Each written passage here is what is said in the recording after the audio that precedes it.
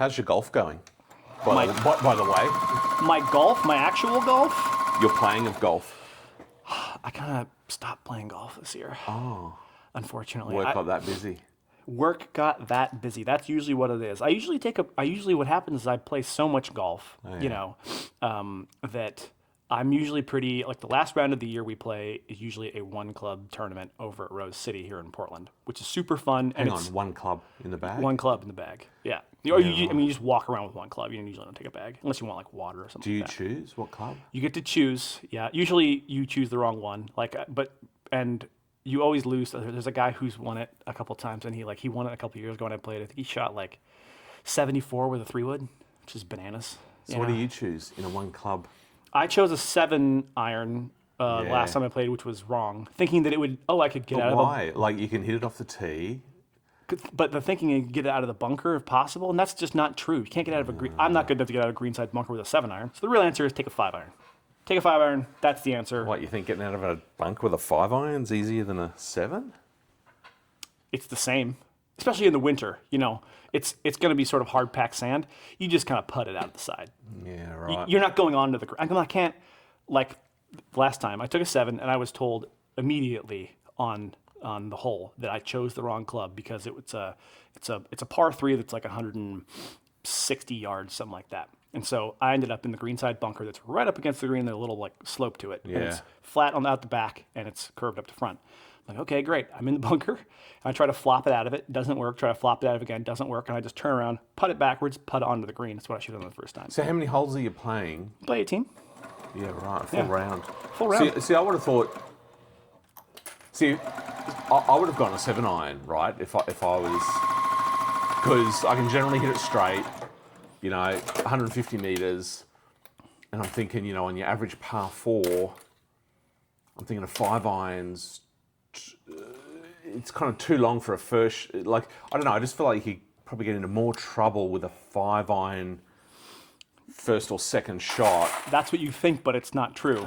Because the longer you have one club in your hand, the more you're like better at. It's funny. My buddy Joe, who I play with and who played in it this year, said on his podcast that he chose 7 this year, and he should have gone 6. He should have gone 5, but because you think the problem will be second shot, but once you are used to using one club for everything, so you're used to sort of like half shotting or choking or like little baby shots or whatever, then a full shot almost seems odd or feels weird because you then rarely have a need, except for the tee shot, to have a full shot with it. Right. So then when you're thinking like, well, it'd be nice if a lot of my second shots would be at full club range. It's not true. It actually feels easier to be like, well, I'll like choke 2 inches on this 5 and like 3/4 swing and kind of like punch it in or whatever. And like, it kind of works. Yeah. You really get into that mode where it's like, just get it closer to the green. Yeah. Just whatever. And like, that is how it works. Yeah. It's very backwards. So that's usually the last round of the year for me. That's the day after. It's usually on Black Friday. Yeah. But I didn't play in it this year. And then my first round of the year is usually on my birthday, which is the first week of April. Yeah. And I usually go to Astoria Country Club, go out there, have a good time, which I did this year. And then we were just so busy. Yeah. Like, I think, God, 3 weeks after my birthday, 2 weeks after my birthday, we signed the deal with Paps to do their big music festival at the waterfront here. And then that was at the end of June, and it was like, or maybe end of July, I forget. But then it was just like prepping for that, plus all the normal run of work I do in a year. And I just kind of like had we grew a lot this year, and I just kind of like golf ended up being a thing I didn't have time for. Yeah. So I only ended up playing. I usually play between like 50 and 70 rounds a year, and I think I played 6. Yeah. Wow. Yeah. So, Matchstick Golf. A lot of my partner brands have come about, and the relationships have come about because a logo has caught my eye, an item of, apparel or some other accessory has caught my eye, and Matchstick Golf was my first partner brand for Northside Golf. Where did Matchstick start and why? So, the actual origin of the company itself is based off of, I always like ball markers, you know, and especially, you know, like in this era of customizing everything, which has just been, you know, a long part of the culture, you know, especially as millennials have gotten older, we've always, you know, wanted something bespoke and ours. But that's obviously made its way to golf, right, in a big way. And so I liked having ball markers. And so I had one that was made by Jones, which is a golf bag company based here in Portland. Yeah. And it was a shuttlecock, which they put this logo on hats and stuff. Yeah. Shuttlecock from badminton, but that's also birdie. Oh, is that what that Jones logo is? It's a shuttlecock. Yeah, but it's also right. birdie, right? Because that's the other name for a shuttlecock in badminton is birdie. So I like that. Yeah, exactly. A little bit of I love that portion of it, right? Okay. And it was also the same fit and finish that Matchstick's ball markers are, Yeah. which is very uncommon. In fact, I don't see anybody do it except for their original one, which is full high polish back, not like a waterfall back, which is that sort of texture on the back of like enamel, and then a back stamped maker's mark underneath of the plating. A lot of them do like a hot mold on top of it, and then maybe plate over it, or plate over it separately, or don't plate over it. And to me, that's like, which it is, it's faster and cheaper. Yeah, But I yeah. feel like I could sort of understand that, so I Yeah, wanted yeah. that back stamped Yeah, thing. yeah. In any case, so I'm playing one of my home courses, which is Glendevere here in Portland. I'm on 17 and 18 green at West are, you know, I feel like they're at a 30-degree slope. So I 3-putt, I'm all pissed off. I don't have a... I don't know. I've never 3-putted Yeah, no, Dane. it couldn't be me. I put the ball mark in my pocket. I didn't have a hat clip at the time, Yeah. and it fell out. Couldn't find it. You know, so I went to go putt on 18, couldn't find it, went back, looked all around, couldn't find it. I'm like calling the pro shop at Glendevere, like, didn't you return this ball marker? An insane, you know, phone Yeah, call to get, yeah. like, is this a prank? You know? Yeah. They're like, no, dude, it's not here. Like, leave us Yeah. alone. Okay, cool, whatever. So I go on Jones' website, it's not there. I don't think to like call them and ask, whatever. I'm like, okay, so I'm on this quest the rest of the summer of 2020 to replace my favorite golf ball marker. I just can't find anything because I'm buying ones from other companies that are either still exist and are large now, or smaller than me and still exist, or gone. And there was always one of these three issues, if not all of them. Yeah. It was it was issue with design and or quality. So like the design was poor once you got it. Like they hadn't designed it they designed it how it would work in graphic design, but then when it was put into metal, and the way that light catches angles of metal and soft enamel, how scalloped paint works, it didn't work. That's why you see like a lot of, you go on Amazon and Google like Happy Gilmore ball markers, and it's of his face. He looks like a melted wax figurine. Yeah. That's what I'm talking about. Like, Yeah. it worked on the screen, but didn't work in minutes in metal. Yeah. Or kind of related to that is paint work is bad, just like literally not in the lines, that kind of thing. The other problem would be price. A lot of times, like the price would just be too expensive, especially if you got something and it was poor. Yeah. And kind of related to the design thing too was a lot of like, 2020 was really the era of So, like, so you were really taking ball markers seriously. yeah, it was. I mean, I own a golf ball marker company. I have to be obsessive about it, I right? know, Like I have to be a little bit of a psychopath to even gotten to this point. Yeah, right? that's right. Yeah. So, yeah. but it makes sense. But so I, this is like that. 2020 is really the era where like poker chips were really taking off as ball markers, Yeah. which are just annoying and obnoxious and huge. But they're great items for like, or I would say like more like the Mondo markers. Those things are great for like, I think like souvenirs when you go to a place. Yeah, That's cool. yeah, but as an actual functional object, I don't think it On the necessarily green, works. yeah. So, you get a lot of guys that are just like, oh, like get your dinner plate out of the way, Yeah. So, that was a big thing too, kind of like size. And a lot of people wouldn't contextualize them on their website. So you'd be like, oh, great, it's like ball marker size, and you get it. And I got one that was like this big. Massive. It was like, whoa. Yeah. Well, it's like a ninja star. You like throw it Yeah. and kill somebody. Yeah. But And they're getting bigger too. they're slowly like the ball markers they're within a ball slowly- marker? Have Yeah, you seen those ones? That's called a Mondo. That's the Mondo marker. That's the Mondo. Yeah, right, okay. So, which is those things are interesting. It's like those are funny because like the ball marker that comes out of them is not functional either. It's too small. Yeah. Unless you're like really like a very, very small one. I think for a souvenir, fine. Souvenir's great. Yeah, souvenir's Yeah. great. I think it's awesome for that. Yeah. And there's a lot like those Mondo markers. I think are actually kind of missing something that could be done there because a lot of them are just like course information on the outside and stuff. But there's so much space for design that could be really cool.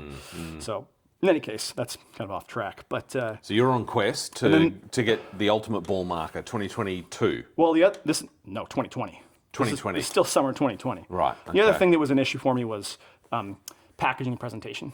Yeah. I'd get them in the mail, and a lot of them would be like in plain plastic with a brown craft mailer. Yeah. No stickers, no thank you note, no packaging, not even a packing slip. I mean, specifically, there's one that hit all of those things. Too big, poor paintwork. It was $54, and it came in a brown craft mailer. It was basically a big middle finger, like, gotcha. Yeah, you know? yeah. So I was like, screw it. How hard could it be? Right. The answer is extremely hard, Yeah, right? To right. start your own company and do that, you Yeah. know? So, because I spent months and months, I mean, I didn't launch Matchstick until, this is all, when I decided to start Matchstick, it was September of 2020. I didn't launch to the public until July of 21. Yeah, okay. It took me that long to actually launch the company. Yeah. So, What did you launch with? I launched with 8 designs. I had Ball markers? ball markers, Yeah. only ball markers. Yeah. I had manufactured 100 of 8 designs. There was a cash stack, which has now been copied by everybody. That's like Yeah. our signature marker. Yeah. The floppy disk, which has also been copied by a bunch of people. Putterade, which is like, it was the last glass Gatorade bottle that they made, like the one that Michael Jordan is Yeah. drinking out of. Yeah. Let's see here. That's 3 of them. What else did we have? Alligator from Happy Gilmore. Yeah, but it's yeah. like, that's not like it wasn't a photo representation of a thing. It was like, Yeah. I drew an alligator with one eye and a golf ball in his Yeah, mouth. yeah. God, what else did we have? Now I'm trying to think of them. I have to think about it because that's only 4 or 5. But we launched with 8 of them. And Connosaurus? no. See, now I'm going to look at the thing and think of if I had any of those. Any of the Masters ones? Any of those were originals to the original design. The water gun? I think Watergun was second phase. I'd have to look at them now. Huh, that's funny that I can't think of what they dinosaur? are. The Let me, no, that was later. Okay. Now I'm trying to think of Transfusion was an original. Yeah. Yes. Okay. And maybe the Marcos Sugar Skull with the teal one. Yeah. So I only launched with one of those. So now we're up to like 6 or 7. So we're close. Okay. I'll- So 8 it was. I launched 8. Yeah. And but the whole thing was, like I was fixing all the things that I wanted. Yeah. Because the main thing was what I felt like at the time was, my experience buying and not being able to find what I want was that this is really the time where you had CNC markers, which a lot of people do those style now with like a fiber laser. But you had CNC markers really taking off, and they are super cool, but they're also super expensive. Yeah. So for regular folks, okay, like I don't necessarily, have the dough to spend on that. Like, how come regular folks can't buy something that's also well thought out and cool? Why can you only get something good at a very high price point? Why is there not something very good at a medium or lower price point? Is that just not a margin thing? Like people. It is a margin thing, Yeah. and nobody has made the decision to basically take a medium margin product Yeah. and rely on repeat business. Yeah. Just like really basic business 201 stuff, like treat your customers well, whatever, like their lifetime value over time. Let's go with that as opposed to upfront quick gross. And I did medium margin. Matchstick is a Yeah. medium margin product, and it's based off people reordering Yeah. it because I'm trying to do a good job and have them really love what they get, Yeah. which is, I think, succeeded. Yeah. So So tell me about those 8 original. I want to talk about design for a moment. You said you had 100 and whatever ideas. How do you get down to, from a design perspective and style and whatever was going on in the golf world in 2020, 2021? How do you get to sort of those designs to be part of your first sort of launch or series? the funny thing is I'm still answering that question for myself because I have a tendency to be sort of self-indulgent, Yeah. where it's like, I really like this thing. And I still have, So if you like, so you liking those designs was part of the. yes. So where it's like, so I think the real thing is, there's another function of it, which is that, and I won't necessarily go into what it is, but there was some other companies producing markers that were basically, let's say, political, but they were doing them for both political sides. And all that told me was that they don't care who you are, we want your money. Yeah, so what's the yeah. company ethos there? Well, Yeah. it's clear that like we don't care, we want your money. Yeah. Which is like, first of all, political ball markers. What's that about? Yeah, yeah. And second of all, well, pick a side, or why would I, as a consumer, like your company when you clearly this is angled to just take anybody's take money no matter what. Our main goal I'm not is money, seeing any values here. which is what a business is. But like, it's also like, don't be so like weirdly gross about it. It's it was very strange. Yeah. So I think part of it was like making sure I made designs that I liked. Mm-hmm. And I've had conversations with other small business owners who are creatives where that thought of like, ooh, I could make this, that'll really hit. That'll be a winner. It's like, do you like that? It's like, And then the universe tells you no. Yeah. So every time I've made that, or I had a friend tell me about that too, it's like, I made this thing and like, nobody bought it. Because he didn't like it. And I didn't like the thing, right? Yeah, You have to hit for you. It's part of Match in our business plan. It's part of Magic's mission statement that it's like, I only make stuff. If I don't like it, I don't make it. Yeah. So at that time, I've got to ask a quick question.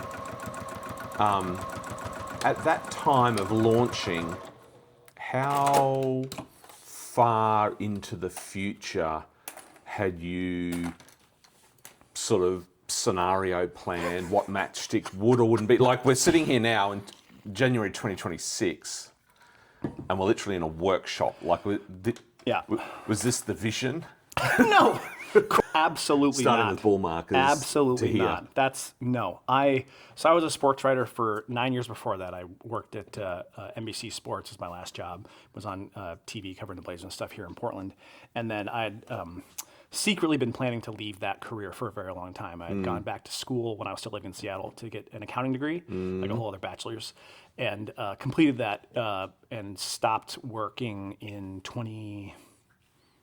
at the start of the 2019 NBA season was when I quit and moved to public accounting. Yeah. And so I worked at a public accounting firm, which, there's a bunch of Blazers fans in that office were like, what's happening? And I was like, I stopped doing that. I'm here now.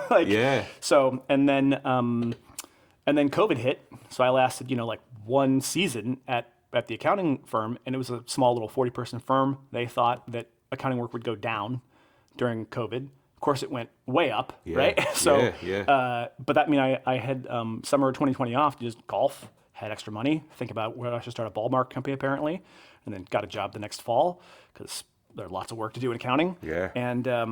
But this was like Matchstick I was living in a 1-bedroom apartment with my ex, and started on a credit card. Yeah. I was like, I think I'm gonna do this. Yeah, right. And like Matchstick's first HQ was one of those in apartment complexes. You have those little 8 feet tall by 4 by 4 like hallway storage units they rent for like too much money. Yeah. That was Matchstick's first headquarters. That's where all the stuff Right. was.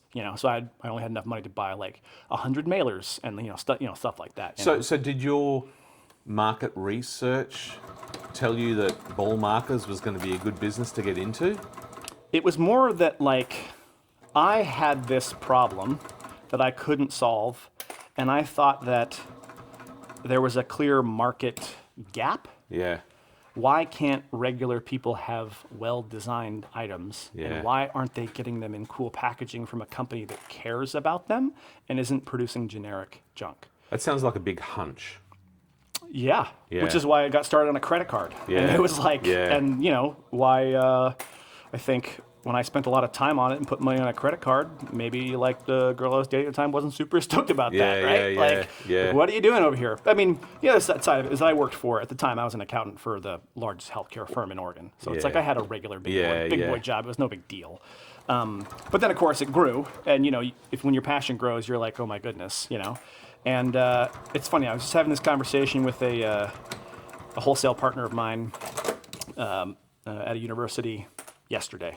But where he gave me some very nice compliments about it and said some things that are essentially things that are mapped out in my business plan about their business versions of my hunch. Yeah. And he repeated them back to me without knowing that that's sort of what the company is based on. Yeah. And it kind of reiterates the thing I've said a lot about this company is that I didn't think anybody would get it when I started. Or I had no idea if anybody would get it when it started. Yeah. Does anybody care? Most ball markers are $15. Mine are $20.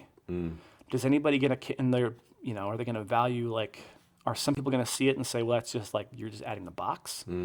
Or are they going to physically get them? Or can they tell online and see, oh, okay, I can see how these just like look better for some reason. Yeah. But of course, the thing is about Matchstick, when you get them in the hand, Yeah. and this is what sells them, say, like in retail environments at pro shops. Because usually, like, I'm on like a wood display at the top, and like the $15 ones are down here, and then you have the really cheap ones over here. Yeah. But everybody's felt the $15 ones. You know, they know that they're kind of like flimsy and cheap, and they have like a rough texture and whatever. And they go, oh, $20, huh? And they pick it up and they go, oh. You can feel the difference. Immediately, right in your hand. Yeah. And a lot of times in those situations, the cool part is, you know, the boxes, the Matchbox portion of it, where it's all wrapped in a real Matchbox. It's got the sticker on it. You can put it back into it so it doesn't get all beat up. You know, you put in that one random, you know, thing in your golf bag. Then they like, okay, well, I want to buy this. And they hand them to the guy at the pro shop. And they go, oh, yeah, put that one back. That's the display one. And they bust out a fresh one in the match. Oh, my God. You know, it's like, this is great. And then they're in. Yeah. So, like, but it's been proven over and over again that people, like, have gotten it. I mean, clearly I've gotten to this point, and it makes sense. But, like, yeah, this is a ridiculously niche thing to go into. You know, it's like, but everything has its challenges. You know, like there's been a big push, you know, during the same time period for like better looking polos, let's say, you know, on the court, whether that's in function or design or both. But you know, it's hard to run an apparel company. You got to think about sizing runs and how much you have to stock in order to make the margins work, that kind of thing. You know, it's like not everything. That's a bigger market, right? Everybody has to wear. Everybody has to wear a shirt of some kind, if not a collared thing. So yes, that's a bigger market, but it has its own challenges. So this is a smaller market, and I just have to find the people that like it, and that's happened. You know, it's the difference between the first comments, let's say in the first 6 months or 4 months on Matchstick's Instagram. Yeah.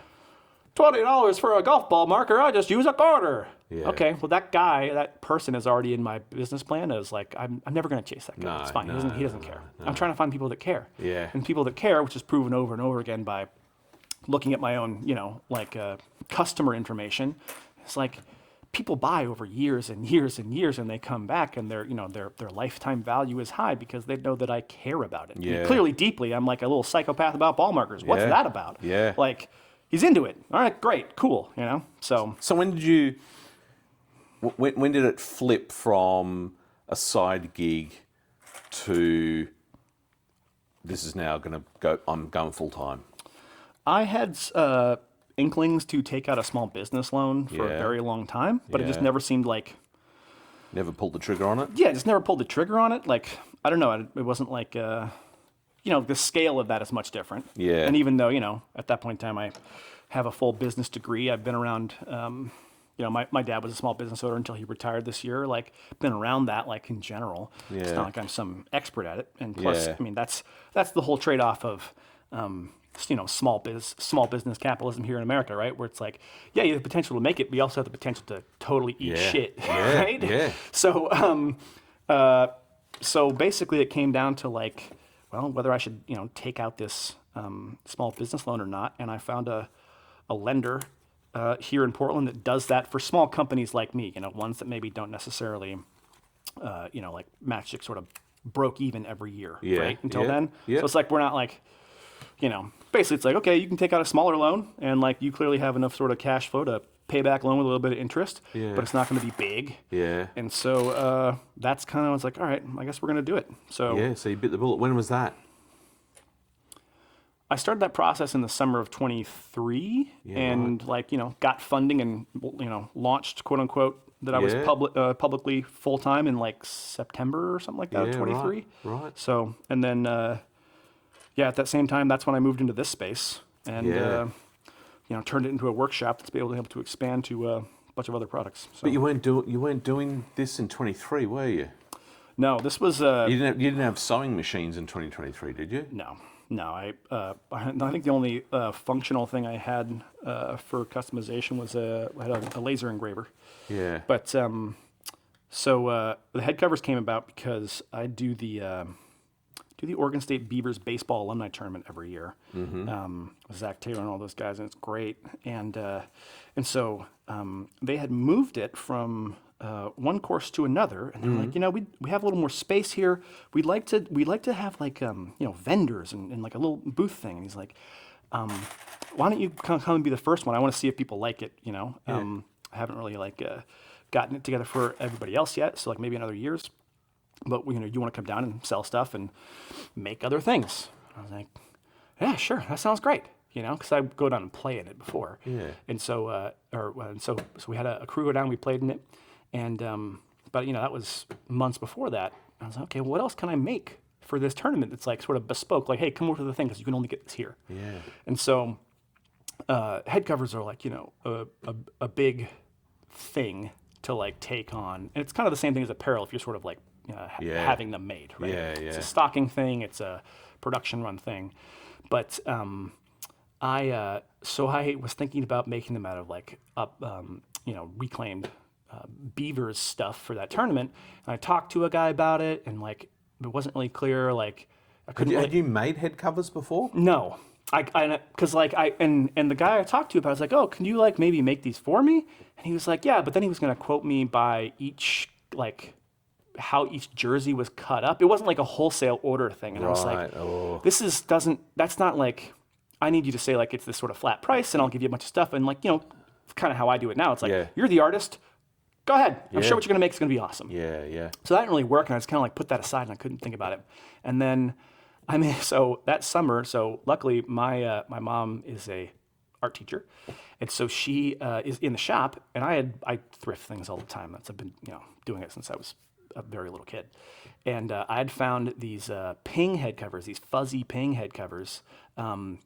At the Goodwill bins, and they were from Riverside, which is a country club down the street from me here in North Portland. Yeah. And Pat Sutton, who he was the pro at Riverside for years and years and years, is also like the Pacific Northwest like preeminent sort of like golf historian and golf collector. Mm-hmm. And so, but I've met him a couple times and was like, and there's stuff in here from him. And I was like, and Pat came through the shop and was like, I said, Pat, check it out. And he goes, well, I bought those in 1987.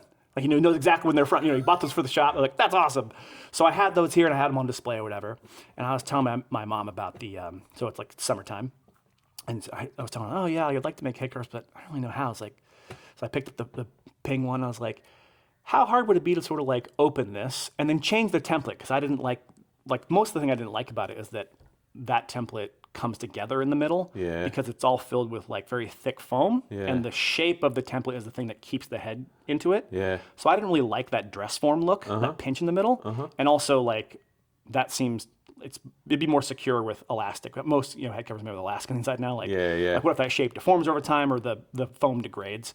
And I was like, how hard would it be to like rip it open? Because I like that sort of like unique look you have here at the top, but I want it to be like a barrel. I want it to be straight down the sides. Like how hard would it be to change that? Yeah. And she kind of like rolls her eyes at me.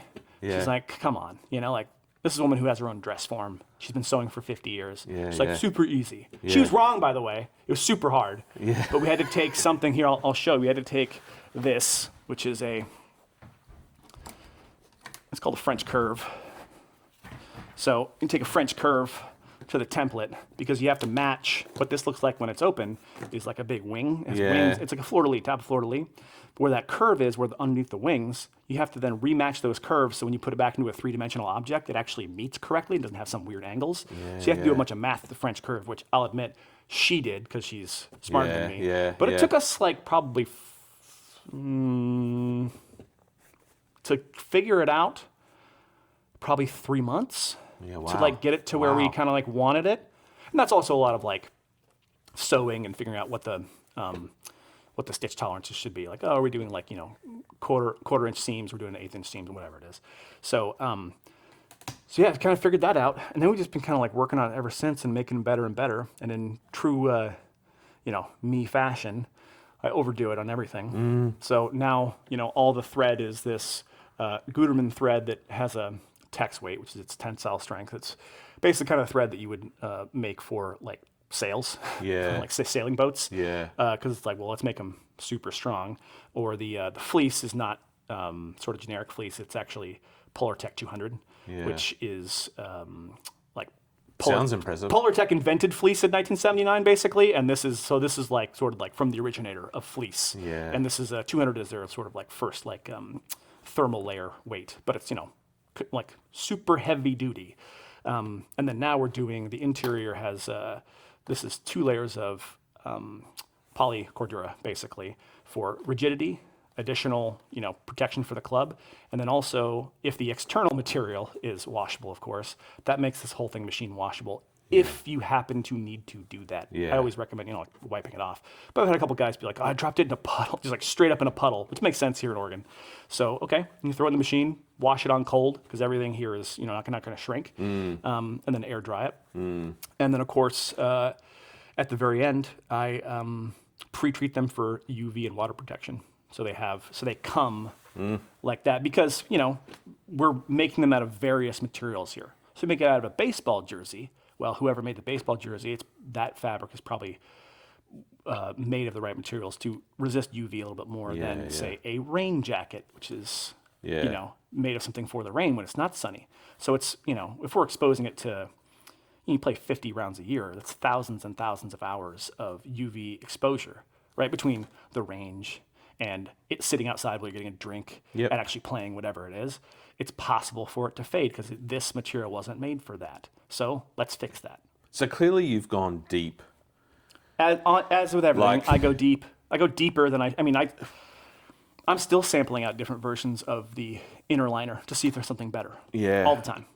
So going back, that question I asked you, when you launched with 8 ball markers, did you imagine you'd be here in a workshop that's full of sewing machines and threaded and making head covers? No. So if we check in on that same question now, January 2026, where's Matchstick in 3 years' time? That's a really good question. It's actually shifted over time. I think a long-term goal is to be, I think, in a larger retail environment. Yeah. Just because our products, I think when exposed to a larger market, there's enough people that will also think like, okay, now I get why this is $5 more. Or, honestly, a lot of times the feedback I get is like, I can't believe this is only $20. Or if I have wholesale partners when I'm making them customs, like, oh, I can't believe that price. And it's like, it's because we're trying to get rid of all of the bad ones. We're trying to make something quality and raise the level, the baseline level of this product for golfers. Like, there's just no reason for them to be bad. Let me ask you this question. Have you got a crush on anyone? Another brand that's done this? I was going to use the word role model. Yeah. But kind of that, I don't know, but I kind of feel provocative. Who have you got a crush on, if that makes sense? I wouldn't necessarily say it's a crush, but I do have a deep respect, and I have modeled a lot of Matchstick. I would say that they are like Matchstick's, uncle company. Not quite big brother, but Jones. Jones is Matchstick's uncle company. Yeah. It started out with that ball marker. Yeah. I lost it. Yeah. And so the sort of the crazy full circle story of Matchstick is that, I have the idea. I commit to it in September of 2020. I don't launch until the end of July of 2021. Yeah. The whole thing is inspired by losing this ball marker from Jones. Yeah. 8 days go by after Matchstick launched to the public. You can buy stuff on the website, whatever. I get an email from a Jones account, and it's Chris Carnahan. They're like, chief creative officer, part owner, all that stuff. He's the guy behind the creative vision of the company. He says, hey, Instagram served me your thing. Really cool you're in Portland. I want to buy 3 of your SKUs, put small runs up on our website, and then also, why don't you come down to our office and have a conversation? It's like 8 days gone by. Yeah. I'm thinking, what is going on? What is happening right now, right? Yeah. And so, because that's the company I lost the whole thing, and he doesn't even know that story yet, right? Yeah. So I go down there and have a conversation with him, whatever, the next week, tell him the whole story. And the funny part is, I tell him the story, and he stands up and he goes, hey, come with me. So we go into their warehouse, and they have a little shelf area, kind of like this workshop behind me. And he opens a drawer, and he's got 8 of those ball markers in there. He was like, this one? I was like, yeah, what the? Come on. What? Well, they're not on the website anymore. No, it's like, it's like when you're a big company like that and you have your SKUs super small, especially with a very tiny object. He's like, that quarter, that season was over. It was part of that. There's too many nuts, whatever. We just took it off the site. He's like, hey, you could have just called. It's like, I didn't know that. It's like I started an entire company because I couldn't find that thing. He just had it in a drawer. So, but I learned, I've learned a lot from him and them over the course of, Matchstick existing, and in terms of like building a wholesale base, having that relationship with people. That's like a really important thing. You're not relying only on, direct consumer, but also like when you're doing direct consumer, like care about it just as much in terms of what you're actually delivering to folks. Yeah. And so, I would say like Jones is a huge role model for me. Yeah. Well, that's cool. Yeah. Local as well. And the end of that story actually is that, so that's what, August of 21. By January of 22, so like whatever, 4 months later, I was manufacturing the that birdie ball marker that I lost for Jones. And so when you whenever they restock it, it's like it has both of our back stamps on it and stuff. So I make the ball marker I lost for Jones. Yeah. Pretty cool. That's awesome. Yeah. That's awesome. Yeah, look, every time I come here, Dane, there's more and more fabric up in this workshop, and it's like it's a problem. And there's more equipment. There's more equipment. Yep. I think since you've been here, there's 3 more sewing machines. Yeah. But it's it's part of the fun part. Like I think that the sewing portion of it has been, it's not a primary. The primary product is always going to be ball markers. Yeah. But it's so fun. It's so creative. Like sewing to me is very zen. I get to sit up here at night and just like put on some dumb movie.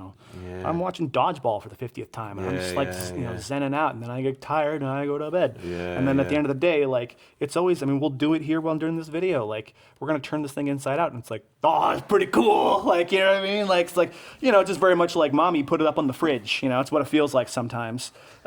Even though it's like you're handcrafting something very carefully, and but it becomes a problem. Like I definitely. I've got 2 storage units, and I cleared one out, and I basically it was mostly full of stuff that I like reclaimed material that I had sourced, and was like, why did I buy this? I'm never gonna make this thing. This is ridiculous. Just acres and acres of it, but wow. But it's super fun, and I think making them for individuals, because we do individual customs, or now we're making stuff for we have stuff for some pretty large golf courses coming out this year. Yeah. That it's like. There's another thing here where it's like a lot of people may sort of balk at the price, but some people are going to see the story and understand like how much labor and thought and care and thinking went into this thing for you. And also, only you have it. It's the only one in the world. And also, I made it for you. It's not like, there's, Matchstick made it for you, but also me. Like, these head covers are made by me. That's a thing. Have you got a favorite collaboration you've done? Ooh. It's been a few. There's too many, dude. God, I'm trying to think. I mean, it's tough. It's like picking a favorite child, isn't it? Or is it? Because there's a lot of because also collaboration could be external to everybody else, or like stuff that I designed for wholesale partners for events or whatever it may be. You know, I would say I would probably truncate it to say in 2025 I could pick out one that's really fun. I'll show it to you. Hold on, let me grab it. The cool thing is that I won't get to my video about this before whenever you release this one. Oh, this will be for a bit. Won't be for a little bit. Still, though, I haven't released a video in a long time. So you might be the first person to show this to the world. Nobody knows this exists yet. Hold on. I'm actually just grabbing Zen. Surprised Niall's not here.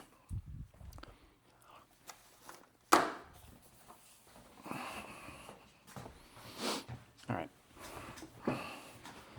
So I would say this is probably one of the coolest things I did in 2025.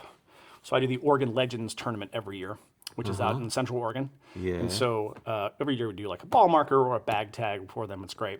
And then this year, the folks over at Peter Jacobson Sports wanted to do something else. Like, hey, let's do something a little bit bigger, or, can we do like a box or something like that? The original idea was like this little, sort of like the 4-pack box you kind of see of ball markers and stuff. Yeah. I was like, okay, I actually have a thing that I've been wanting to make for a long time, and like this is a perfect opportunity, this is like a giant iPhone box, right? It has that same feel and texture. The whole thing goes over the top. It has like a very, low tolerance, that kind of thing. Yeah. And then we have a frosted window up front with the O on it, and then this like graffiti ducks pattern all over it. And you open it, and you have the card that covers up everything. Yeah. And then, because it's this is some elite packaging. Thank you. Yeah. I worked hard on it, so I appreciate it. And then on the inside, you have all the markers. So since they're the legends, so we have right. Jumping Duck, and this one's called the Webfoot. Yeah. And then our two coaches, so Dan Lanning for the football team, Dana Altman for the basketball team. Yeah, right. Like, winningest basketball coach, I think, in Oregon history now. Yeah. And obviously is a legend already. But yeah, Wow. wanted to do them, yeah. And so they're all kind of glue dotted in there. So when people opened it, yeah. you can see all the. So, the cool so everyone part of gets one of these. it. Everyone got one of these. Yeah, I think they were like Wow. in their carts, like on the seat when they walked That's up very to cool. it. Yeah. That's very cool. And actually, somebody who, I grew up an Oregon State Beaver, but I went to the University of Oregon, so it's cool that I get to work with both programs. Oh, okay. I was going to ask But you. as somebody who graduated from U of O, like, this is pretty sweet. And Yeah, if yeah. you're watching this video, no, you can't buy it. Okay? Wow. That's I wish you could, but unfortunately. That's a very cool project yeah, it's very to cool. work on. So I'm pretty stoked on it. And I love that yeah. packaging. Packaging is pretty sweet, man. I'm like, yeah, it's pretty sweet. Well, I mean, the real nice thing about this is like the level of customization. Mm-hmm. Like you could have just customized the box and then had generic markers in there, but Yep. like, yeah, wow. Yeah, like that's the kind of thing that I think folks don't think about. Like, there's how many measurements and testings that I do just for the foam insert that those matchboxes sit in, Yeah. so that I had to measure to make sure each marker was fully visible with the matchbox being open. Yeah. And the markers are different sizes. So Yeah. what is the largest size it should be? And if it's the largest size, it'll look odd. Does that make sense? Yeah. And then we have to measure, then we're going to cut into that foam to make them be open that amount. And they all have to be even. Right? So even just figuring out how the foam works and then giving it tolerance for the card. But not too much Did you tolerance. have to do like a prototype to hand over to someone to make all of these? I have a very good, packaging company. Yeah. They have been doing it for years, and they are Yeah. very good at it. They do all of my packaging for like my little bags for the matches and stuff like that, or things that bag tags come in. And I've done it now where like we've done versions of the actually for Peter Jacobson's golf party, which he throws with Huey Lewis. Yeah. We did a large version of, faces. I drew faces of both Huey Lewis and Peter Jacobson for that this year, and which is great. And then those ball markers, we were like, we're not going to do like a big box, but let's do like a big version of Matchstick's bag, Yeah. and put them both in there. Yeah, And stuff. And then you yeah. open up, it's Peter and Huey. That's great. So it's like Yeah, super fun. yeah. So getting to do that with clients who are like, oh man, we could really do something really crazy. Because that's the Yeah. thing, with let's say those things are all like kind of event things. I mean. Or like, ooh, you know what? I have one more that's really special to me. Let me show it to you. But this is in line with that. So this is the bag tag for the Oregon Coast Invitational, which is, I think, the largest public invitational in the state of Oregon. There's like 450 people in it. So it's at Astoria Golf and Country Club, which is one of my very good clients, very good friends out there. And this year, they have like a head cover they have made that has a kind of like a knockout version of the outline of Haystack Rock.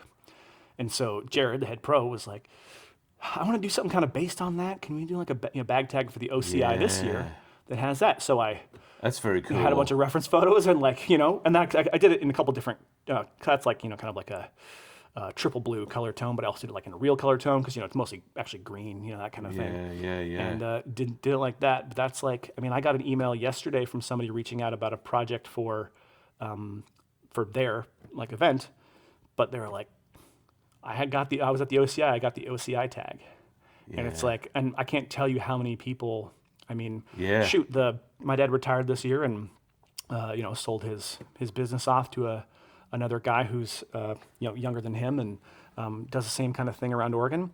And I don't know, they were talking about this, that, and the other, during their meetings, and was like, oh yeah, my son owns this company, Matchstick Golf, he's like doing this, and he goes, the guy who's bought my dad's company was like, does he do the bag tags? I love those. Just like at complete random, and he's just like, and then of course I got to meet him in person. He's like, oh man, that is so cool. I love them, whatever. So it's like, but that's the whole point of the company. It's kind of reminds me of being, it's funny. I was a sports writer and was trying to like get away from being like doing art for money, if that makes sense. You know, Yeah. and because you're inherently tied to it, Yeah. if people like it or not or don't like it. Yeah. And then I'm right back to it. Yeah. You know, I wanted more Yeah. stability with an accounting job, which is now I own a small golf business. Yeah. That's a smart thing. But Yeah. you know, people loving it, there's me in that. Yeah. I drew that. That's me. It's Yeah. not just a product. It's like if you don't like it, it hurts my feelings. If you do love it, it makes my day. Yeah. It's awesome. Talk to me about Oregon and Portland, and there's some pretty strong golf brands Yeah. who call Oregon home. You've mentioned Jones, Seamus, Yep. Golf, even down to sort of, you know, apparel, you know, Painter, you know, like Clinch, Buena Gente. it's I mean- like, yeah, it's Come him wearing now, Cuddy. How does that inspire you? This place? I think it's great. You know, it's funny growing up. You know, here in my 20s, you know, the joke is that all your friends are either bartenders or graphic designers, right? Yeah, right. Which Yeah, is like yeah. it's very true.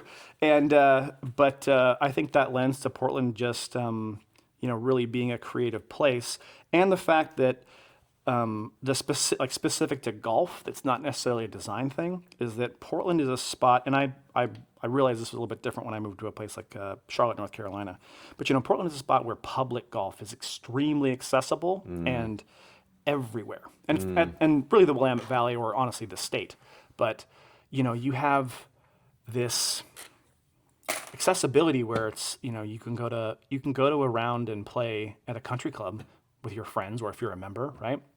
But you can also go to, you know, Rose City and you see guys in, you know, Air Monarchs and cargo shorts, Yeah. and they pay $39 and having a great time. Yeah. It's accessible to people Yeah, here. yeah. So the golf is such a strong thing here because it's so accessible. Much less you have private courses that are like, you know, like privately owned, but they're public courses like Wildwood that are like have a great, you know, management staff behind them in terms of what they like. They really care about it, and they care about what the course is, and you know how it works, and their materials, you know, for their apparels and stuff like that. Like people really care about it, and so I think the fact that golf is so ubiquitous here for everybody, and not just a like, you know, like an area thing regionally, yeah, or yeah. only like a lot of places like it's private only, or it's mostly one or two municipals, whatever it is. Portland's just like golf is everywhere. Yeah, so I think that's a big part of it too. That's why you know, and then you combine that with the natural creativity of the city. You know, we all got to There's a real makers yeah. culture here as well. That's what I've found as well. Yeah. Leather. You Well, it's know, because you got to be art. indoors. Yeah. Yeah. You know, you got to be inside in the workshop. It's raining outside. You know what I mean? Well, I don't Like, call it rain. It drizzles for 10 months of the year. That's true. Although just before you got here, it was like actual monsoon weather. But you're right. That's yeah. people are always like, oh, doesn't it rain there? I'm like, not really. Yeah. It doesn't rain. It's just kind of like yeah. annoying outside. Yeah. But yeah, totally. So I think it's, you know, those two things combined, the ubiquity of golf with the natural creativity of the city just lends it to having, it's a place where, you know, people start up businesses like Yeah, this. yeah. Well, Dane, it's been awesome chatting. I hope the next time we talk, you'll have played more golf. Please. And Yes.